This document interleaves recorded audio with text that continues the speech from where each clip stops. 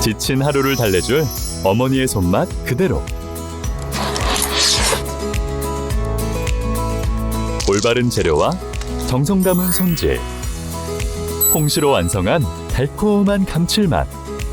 집에서도 편하게 택배로 받아보세요. 매콤하게 땡기는 감칠맛. 장간의 양념게장. 검색창에 장간의 양념게장을 검색해보세요. LG화학 생산 중단 들어갔습니다. 대기업들이 점점 더 심화되고 있어요. LG화학이 생산 중단 시작했다.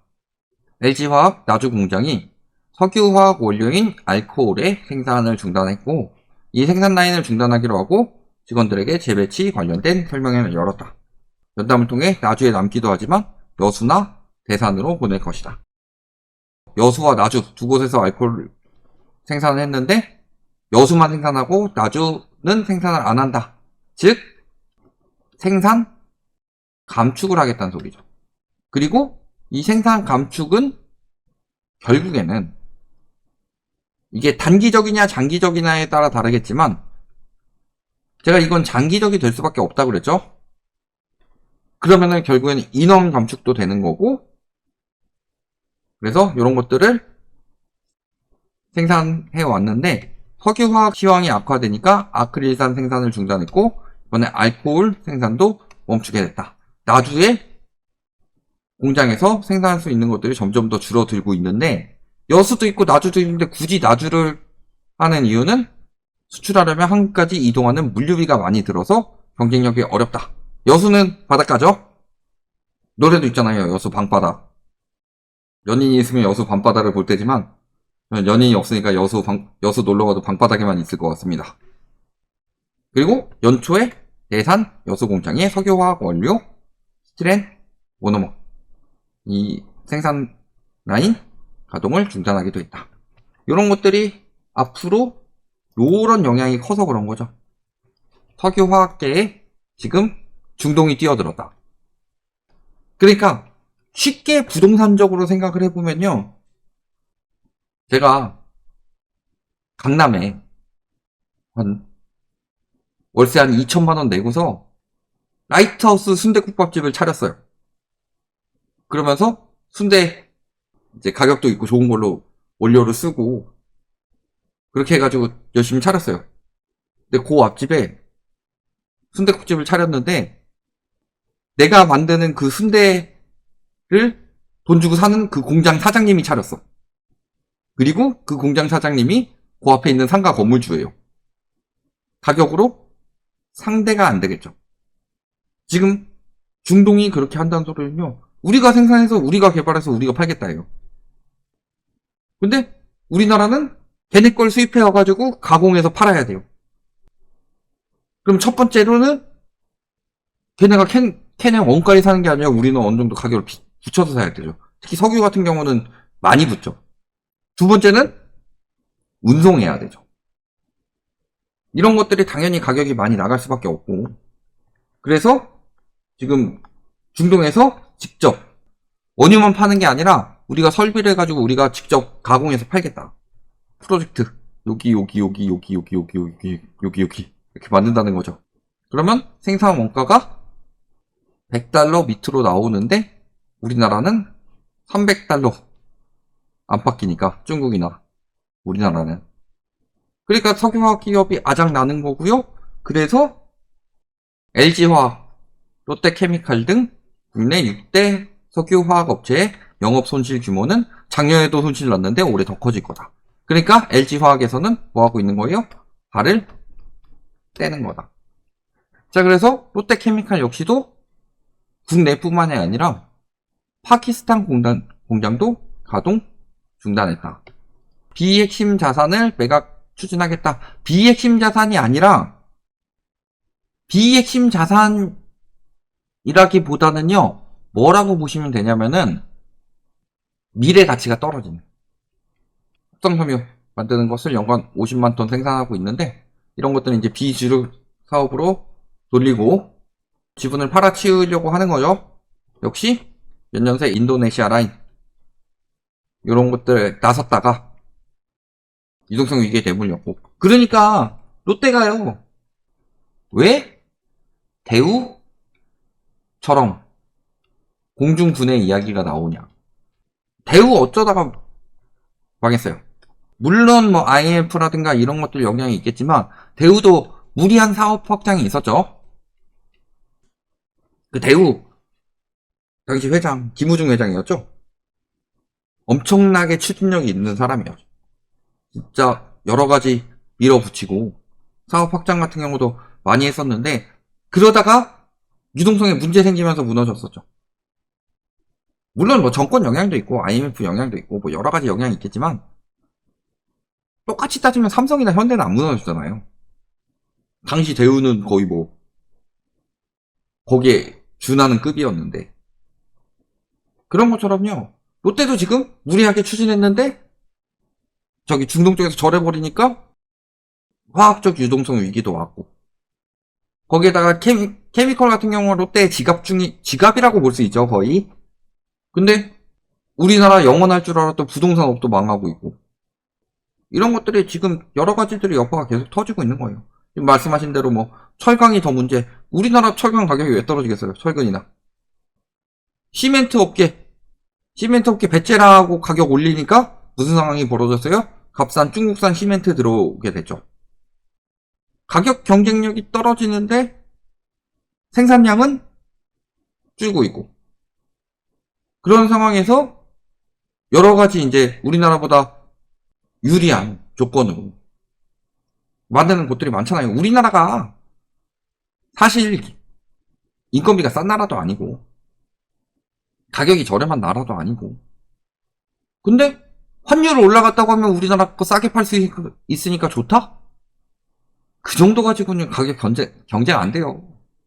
환율 한 2,500원까지 올라간다 라고 하면 우리나라 게 기술력 대비로 엄청 저렴하게 느껴지겠죠. 근데 그건 아니잖아요. 그러면 우리나라 경제가 망한 거고 사실. 그러면 지금 상황에서 환율 올라가면 무슨 영향만 있다?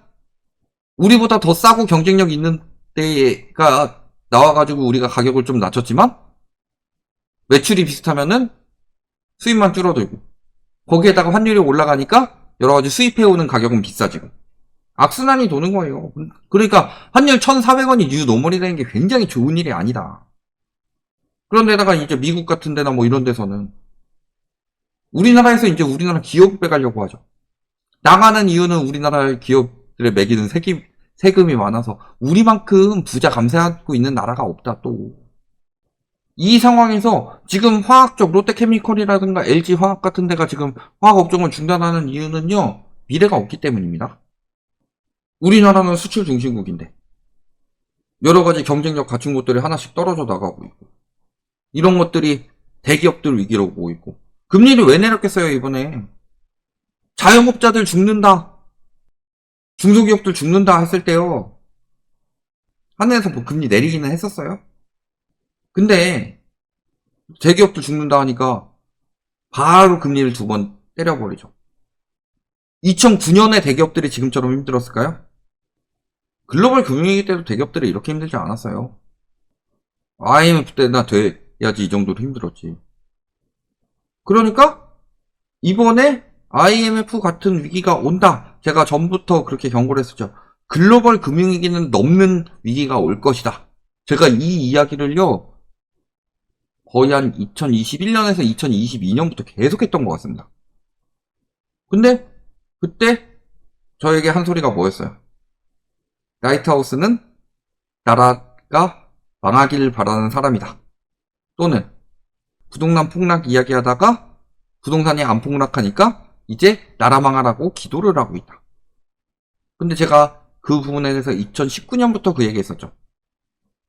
부동산 시장에 가계부채 다이어트가 들어가지 않으면 경제 위기가 올 것이다.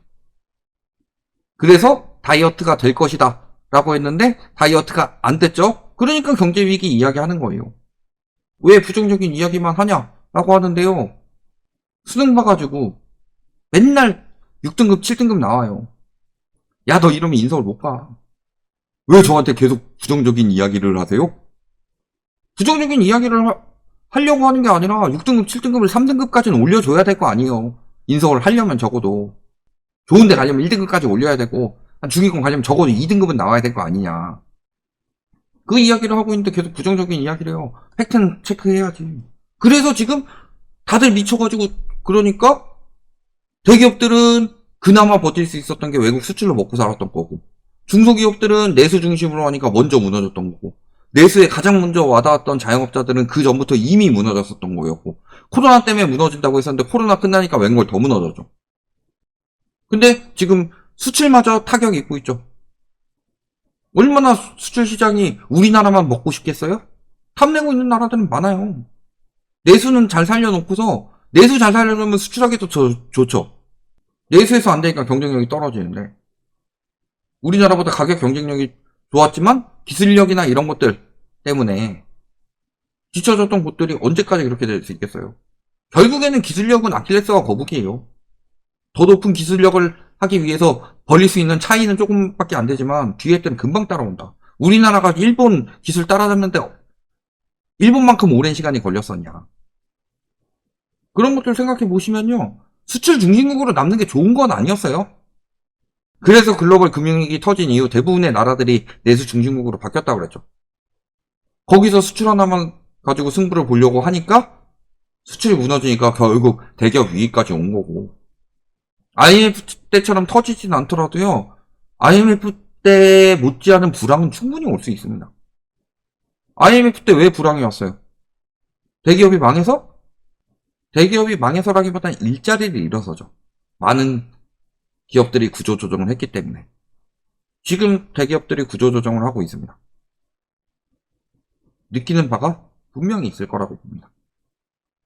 경제 위기는 이미 눈앞에 왔어요. 솔직히 이미 터졌는데 제가 이미 한 2년 전부터 경제 위기는 이미 터졌다. 트리거처럼 크게 터지는 게 없어서 사람들이 느끼지 못하고 있을 뿐이다. 그래서 그 트리거가 되는 것들이 PF라든가 그 다음에 역전세라든가 이런 것들이 있는데 그거 억지로 자금 밀어넣어가지고 살린 정도잖아요. 그러니까 여기서 터졌어야 했는데 안 터지니까 그게 점점 더 커져서 이제 대기업까지 갔다. 뭐가 문제가 되겠냐? 경제가 어떻게 되겠냐? 그런 시장에서 나는 뭘 해야 되겠냐? 문제가 터졌을 때는 빚을 줄이고요. 현금을 확보하고 안전자산을 확보해야 돼요. 제가 이 부분에 대해서 위기는 반드시 올 것이고 반드시 오는데 미루면 미룰수록 그 위기는 커진다고 그랬죠. 미루고 미루니까 대기업까지 번진 거고 그 부분에 대해서 제가 계속 한 3년 전부터 계속 금 달러 사셔라 이 얘기를 괜히 한 게 아니다. 그럼 그 다음에 일어날 일은 뭐겠어요? 부자들은 왜 현금 확보하고 있게요? 왜 다주택자들은 팔아가지고 현금 확보하는 동안 1주택자들은 지금 집값 올라간다고 집 사야 될 때라고 실수요자들은 아무 때나 사야 된다. 이런 이야기 하고 있을까요? 생각해보면 답은 나오겠죠. 여기까지 말씀드리겠습니다.